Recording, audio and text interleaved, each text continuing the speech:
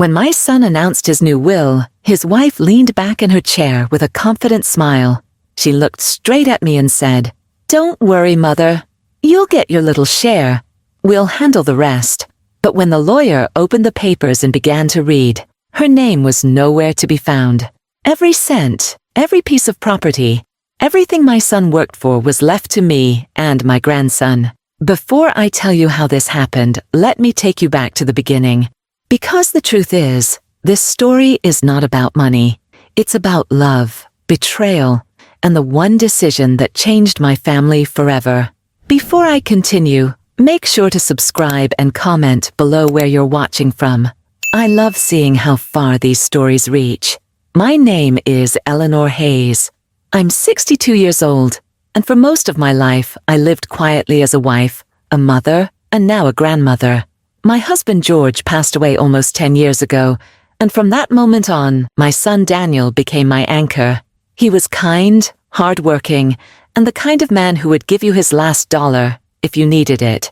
Daniel married Serena, a beautiful woman, who at first I thought was perfect for him. She was polite, cheerful, and eager to be part of the family. I welcomed her with open arms, but as the years passed, little cracks began to show. She started making small remarks that cut deeper than she realized. One night at dinner, she laughed and said, "Eleanor, you shouldn't worry about finances. Daniel and I will take care of everything."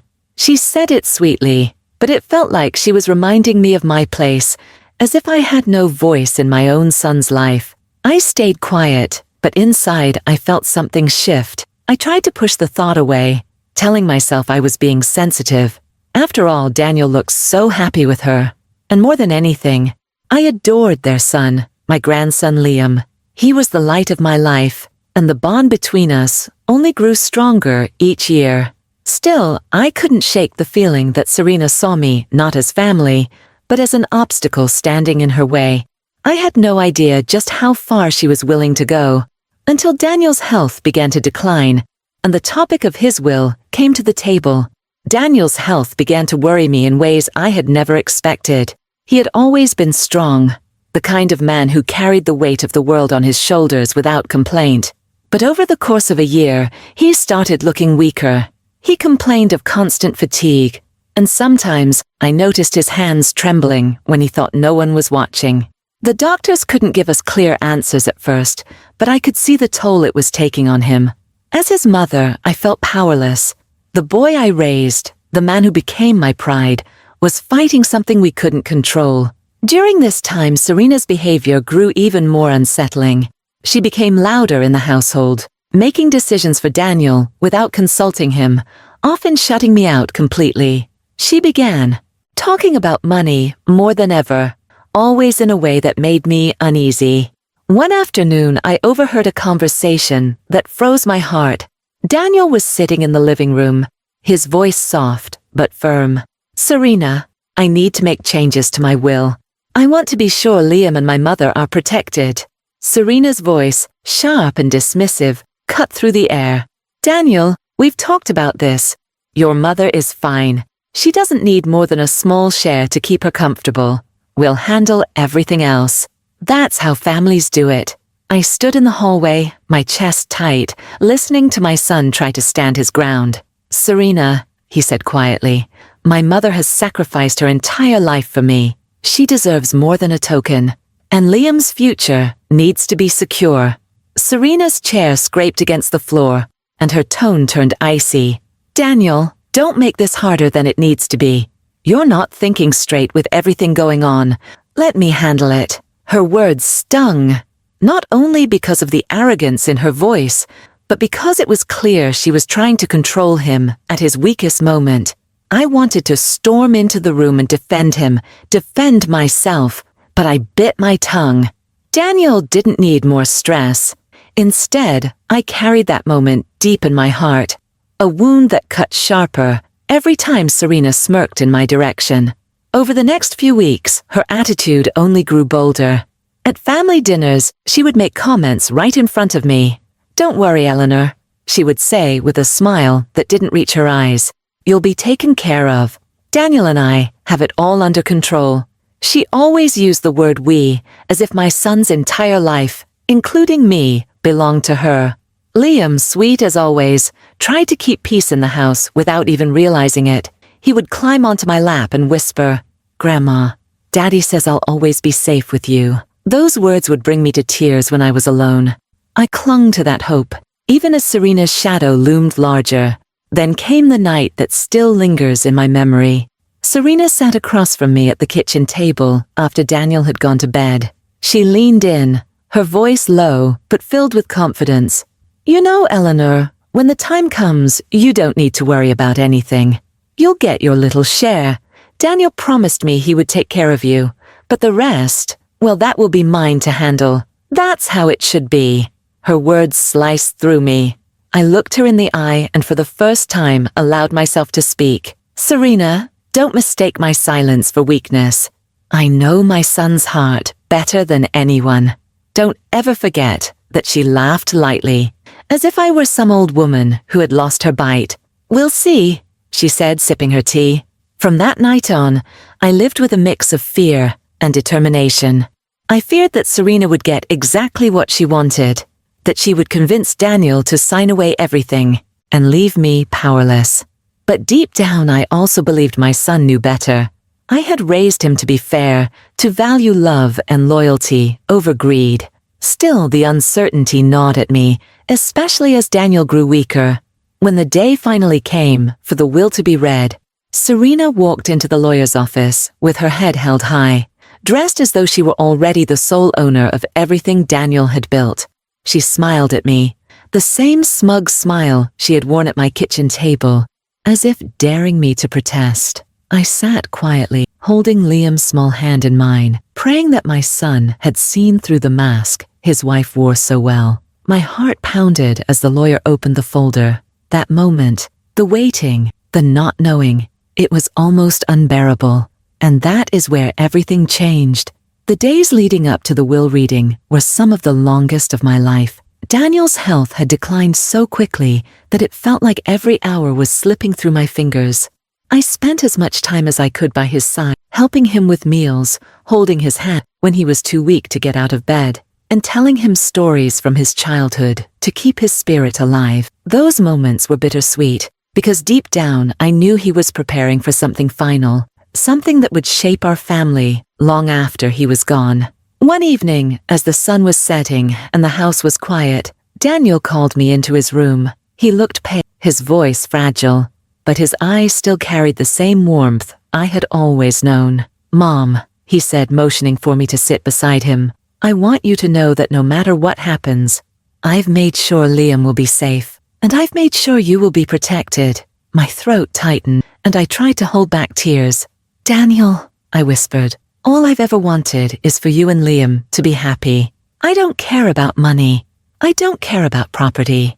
I just want my grandson to grow up with the love and values your father and I raised you with." He squeezed my hand with what little strength he had left. "I know, Mom. That's why I trust you. I've made decisions Serena won't like, but I couldn't let her dictate everything. You've stood by me through everything, and I want you to stand by Liam when I'm gone." For a moment I couldn't breathe. Relief and fear collided inside me. Relief that my son saw the truth. Fear that his wife would never forgive me once she found out. But in that quiet moment, hearing his voice, I realized that Daniel's decision was his way of standing up one final time, not just for himself, but for the people he loved most. Over the next few days, Serena grew restless. She walked through the house with an air of authority, as if she already owned every inch of it. She began making remarks about what she would do with Daniel's business, how she would manage his properties, and even how she would take care of me. Each word was like a knife twisting deeper, but I stayed silent. It wasn't my place to argue anymore. I knew the truth would reveal itself soon enough. Then came a night I will never forget. Serena cornered me in the kitchen after Daniel had gone to sleep. She leaned against the counter, arms crossed, her voice calm but sharp. "Eleanor," she said, "when the will is read, you need to accept what's written.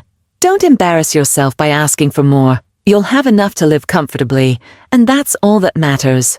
Her arrogance lit a fire in me. I looked at her, and for the first time, I didn't feel fear.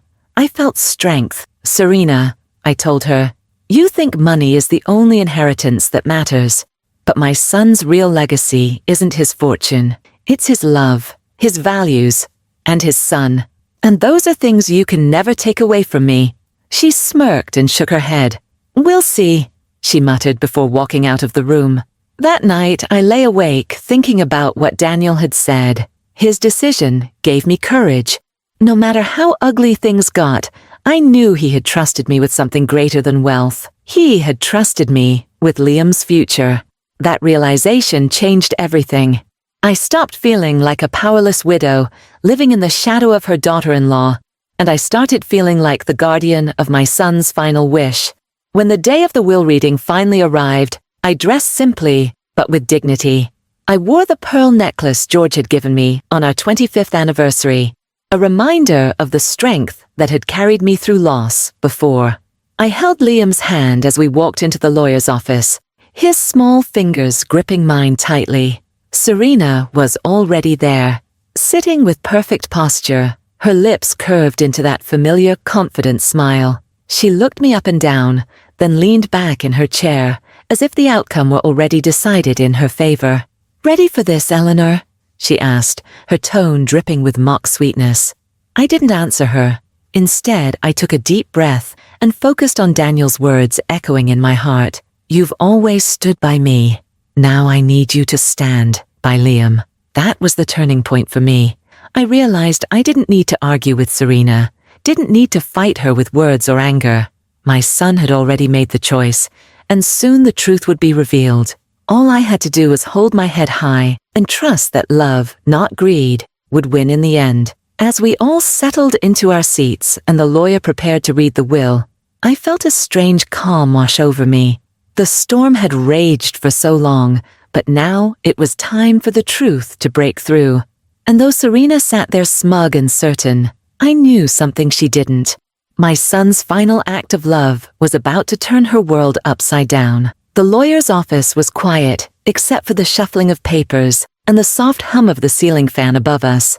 The room was small but formal, lined with bookshelves filled with legal volumes, their spines worn with use. I sat at the long wooden table, my hands folded tightly in my lap. Liam sat beside me, swinging his legs nervously, too young to fully understand the weight of the moment. Across from us, Serena leaned back in her chair, her legs crossed, her face glowing with the kind of confidence only someone absolutely sure of themselves could wear. She caught my eye and smirked, whispering just loud enough for me to hear. "Don't worry, Mother. You'll get your little share. We'll handle the rest." I didn't reply. Daniel's words still echoed in my heart, steadying me. "I've made sure you and Liam are protected." The lawyer, a middle-aged man with glasses perched on the edge of his nose, cleared his throat. "We are here today to read the last will and testament of Mr. Daniel Hayes." His voice was calm and professional, but to me, every word carried the weight of my son's final decisions. Serena leaned forward slightly, her eyes shining as though she were preparing to accept a crown. The lawyer began to read. "To my beloved wife, Serena Hayes."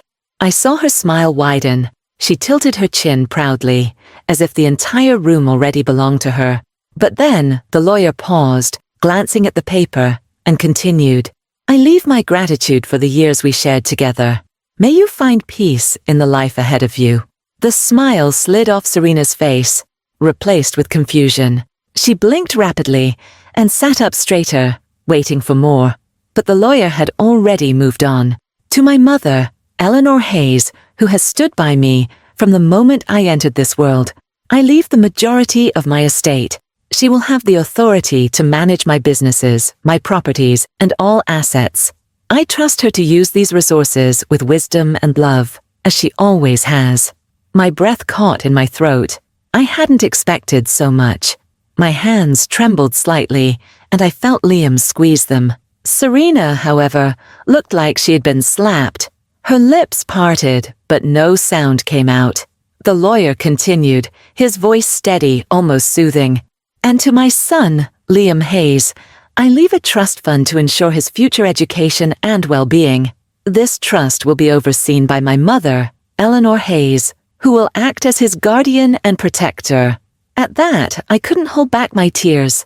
They welled in my eyes and spilled down my cheeks, not from greed or joy, but from the overwhelming weight of Daniel's love and trust. He had given me the honor of protecting his son, the boy who meant the world to him. Serena finally found her voice. She slammed her hand on the table, her face red with anger. "This is absurd! There must be some mistake. Where is my name? Where is my share? He wouldn't leave me with nothing." The lawyer looked at her calmly, adjusting his glasses. "Mrs. Hayes, I assure you this document was signed and notarized according to the law. These were your husband's clear and final wishes." Serena shook her head furiously, her hair falling across her face. No, he promised me. He said we'd handle everything together. He wouldn't betray me like this." Her voice cracked, and for the first time I saw her confidence crumble. She wasn't the composed, smug woman who had taunted me at the kitchen table. She was desperate, furious, and completely unprepared for the truth. I sat quietly, tears still streaking my cheeks, and spoke softly.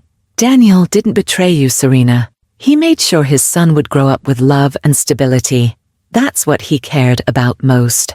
She glared at me, her eyes burning with hatred. "You think you've won, don't you?" she spat. I shook my head gently. "This isn't about winning. This is about a mother's love and a father's final wish.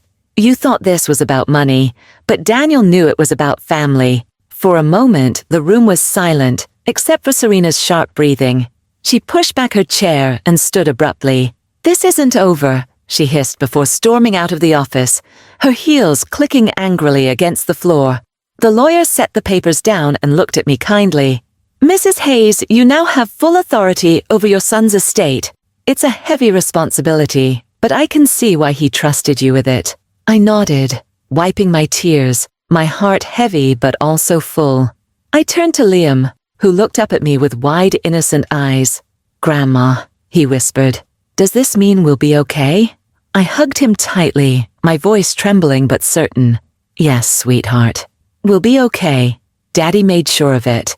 In that moment I realized Daniel's gift wasn't just the estate or the trust fund. It was the chance to carry forward his values, to protect Liam, and to prove that love always outlasts greed. Serena could walk away angry and bitter, but I walked away knowing that my son's legacy lived on in me and in his child. When we left the lawyer's office that day, the weight of what had just happened settled over me like a heavy blanket. Serena's footsteps had echoed angrily down the hallway as she stormed out, but in her absence the silence felt strangely peaceful. I held Liam's hand as we walked to the car, his little fingers clinging to mine. He didn't fully understand everything that had been read, but he knew something had changed. His father's absence was already a wound, and now the shape of our lives was being redrawn around his memory. In the days that followed, Serena kept her distance. She packed her belongings and left the house, barely saying a word to me or to Liam. I wasn't surprised. For her, it had never been about family, only about control. She had always seen me as an obstacle, someone standing in the way of what she believed was rightfully hers. But now, stripped of the power she thought she held, she vanished from our lives, leaving behind only the memory of her arrogance. At first I felt conflicted.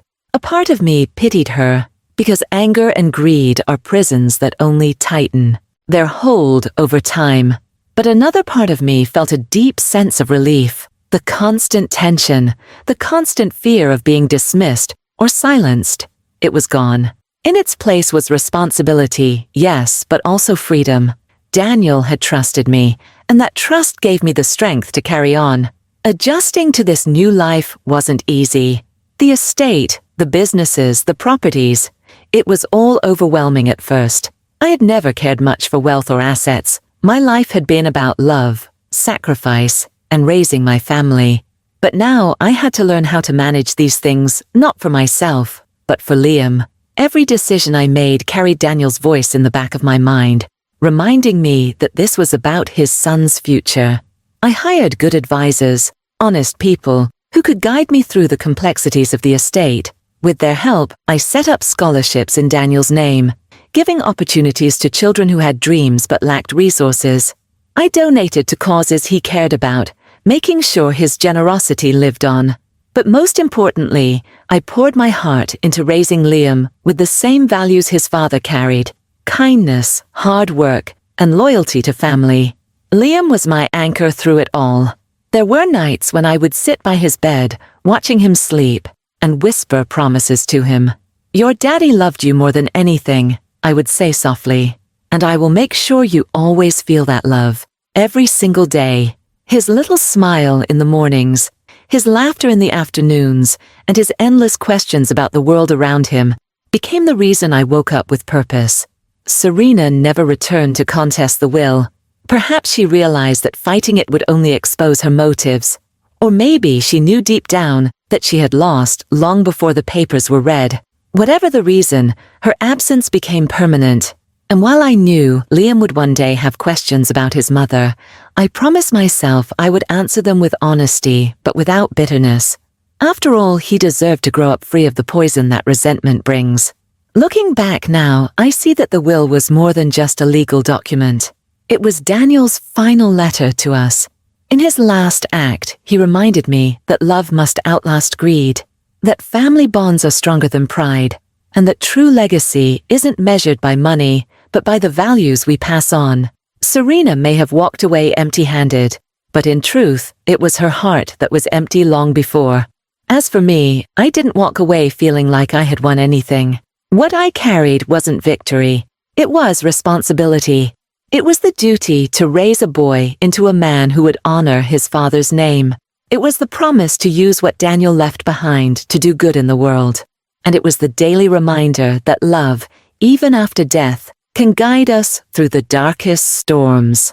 When I sit with Liam now, years later, I see so much of Daniel in him, the way his eyes light up when he talks about his dreams, the kindness he shows to others, the strength he doesn't even realize he carries. And I know then that Daniel's decision was never about punishing his wife or rewarding me. It was about ensuring that the love he built in his lifetime would never be erased. So if there's one lesson I hold close from all of this, it's that family is the only inheritance that truly matters. Money can come and go, possessions can change hands, but love, that is what endures. Daniel's love carried me through grief, through conflict, and into a future where his son could thrive. And for that, I will always be grateful. If this story touched you, please subscribe to my channel and tell me in the comments where you're watching from. I'd love to hear your story too.